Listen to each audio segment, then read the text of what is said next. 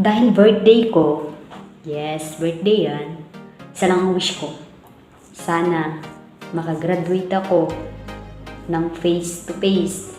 Kasi imagine, nag-graduate ako ng grade 6. Wala akong suot na toga, naka-uniform lang kami kasi sabi, wag na daw mag-toga. Naka-uniform lang. Tinanggap ko kasi sabi ko, sige, babawi na lang ako pag ako nag-high school. So ayun, high school, grade 10. Wala pa rin toga kasi completer na. Naka-uniform lang. Siguro nakatoga kami ng mismong pictorial. Pictorial, yun lang. Alam mo, hindi ko alam. Wala akong pangarap sa mga material na bagay. Wala akong pangarap na pinapangarap ng normal na tao. Alam mo, pangarap ko lang talaga. Makapagtapos talaga ng pag-aaral, makapaglakad sa stage, nasuot ang toga, akay ako ni mama.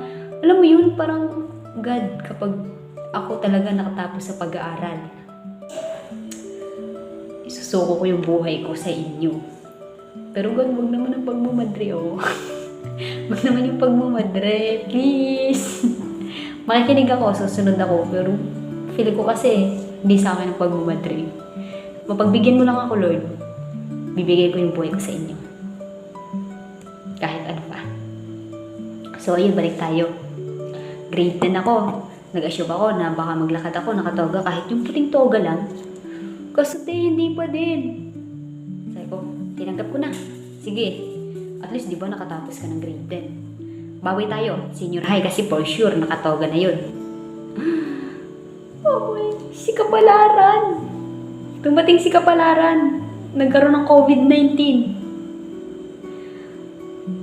Sakit lang isipin. Pero at least di ba pinagbigyan ako bago mag-lockdown. Nakapagpa-photoshoot kami ng nakatoga. Pero hindi ko pa feel yung graduation ko kasi nga naka-virtual. Para bagang lungkot. Kaya sabi ko, ano na yung, parang may kulang. Nakatapos ako ng pag-aaral pero parang may kulang. Kasi alam niyo, totoo. Gustong-gusto ko talaga yung maglalakad ako sa stage tapos kasama ko si mama. Sobrang parang nagmimelt yung puso ko. Kasi para sa akin, yun yung big dream ni mama. Yung pangarap kasi ni mama makatapos siya ng pag-aaral. Pero mahirap ang buhay. Hanggang elementary lang siya, di pa nga nakatapos ng elementary. Pero di ko kinakahiya yun. Di ko kinakahiya na mababa pinag-aralan ng magulang ko. Proud ako kasi siya yung tipo ng magulang na ibibigay niya sa anak niya yung pangarap na noon pinapangarap niya lang.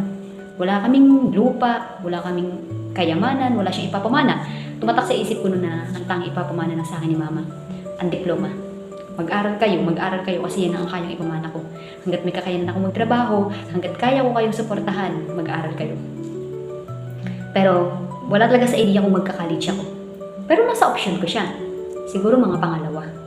Dalawa lang naman naging option ko. Si 1 at 2, kaya si A at B. Si A sabi ko, hindi sa akin ang pag-aaral, mag-a-abroad na lang ako. Pero bata pa ako noon, hindi ako tanggap. Tsaka dahil sa pandemic, kahit nga sa SM, di ako makapasok eh. Nagtrabaho ako bilang crew. Doon, akala ko, magiging masaya ako doon. Kasi syempre, crew. Tapos senior high ako, cookery. Napag-aralan ko naman kahit papaano ang drive-thru. Hindi ako nagtagal doon kasi nga, hindi ko ma-feel yung trabaho. Wala namang problema. Pero, alam mo yun, ang lungkot sa pakiramdam na doon ko nasabi na di mahalaga sa akin ang halaga ng pera. Tunay yan, di mahalaga ang halaga ng pera. Nagdesisyon ako lumipat ng trabaho. Factory worker. Multi-rich factory sa Bulacan, sa Patubig. Doon talaga laki ng sinasahod ko. Pero gaya ng sinabi ko, hindi sa akin mahalaga ang halaga ng pera. Ang lungkot. Akala ko dati may ingit ako sa babaeng naka-makeup, babaeng nakaka-travel, may ingit ako sa mga babaeng maayos, maganda manamit, maganda yung cellphone, maayos ang pamumuhay. Akala ko may ingit ako dun eh. Pero na-realize ko ang isa sa nakakaingit pala. Yung mga naka-uniform. Naka-uniform sa school. Alam mo yun, nasasaktan ako kasi bakit hindi ko kaya mag-aral. Bakit wala akong kakayang mag-aral. Kaya naman, noong nagkaroon ako ng pagkakataon na makapag-aral, binirag ko siya. Kinuha ko At ginawa ko ang pagiging working student ng 4 na taon. At dito, unti-unting nagbago yung pananaw ko. Pag ako nahihirapan, hindi ako sumusuko. Alam mo kung saan ako tumitingin? Tinitignan ko yung pamilya ko na nag-aantay at nag-aabang na kahit isa sa aming magkakapatid ay makatapos ng pag-aaral. Grabe yung pakiramdam. At ngayon, 4th year na ako at isang semester na lang yung inaantay ko. Siyempre, doble ingat pa din. Kasi nga, nakapag-pictorial na kami. Ang nakakatawa doon, ganito. October 2025. Nag-declare na naman ang pagsusuot ng face mask dahil sa flu. At kinakabahan ako. Kasi ito na yung last time nag-graduate ako. Pwede ba? Pwede po ba na makapaglakad naman ako sa stage habang akay si mama? Magdadala ako ng maraming tissue kasi alam mo, ang OA ng pamilya ko, sobrang OA. Feel ko maiiyak dun. Di lang yun, syempre maiiyak din ako, di ako magmamalinis dun.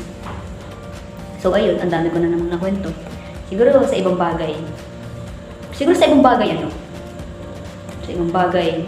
Tsaka natin pag-usapan yung ibang bagay. Natutuwa lang ako. Kasi nga, kinaya ko at kinakaya ko pa rin. Sana lang yun, palarin po ako. Palarin. Kaya yung may mga pangarap dyan, magpatuloy lang kayo. Walang bayad ang mangarap. Pero may bayad ang tuition. Kaya magpublic ka na lang.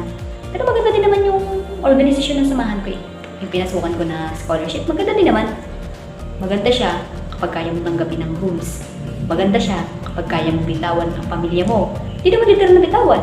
Kapag kaya mo na umuwi ng isang beses sa isang taon. Kaya mo yun. Lagi mo lang titignan yung positive. Na para din naman sa'yo yun. Yun. Mangarap ka lang. Yung pangarap mo, gawin mong lakas. Yung pangarap mo, gawin mo weapon para magpatuloy, para lumaban. Kasi kapag ikaw walang pangarap,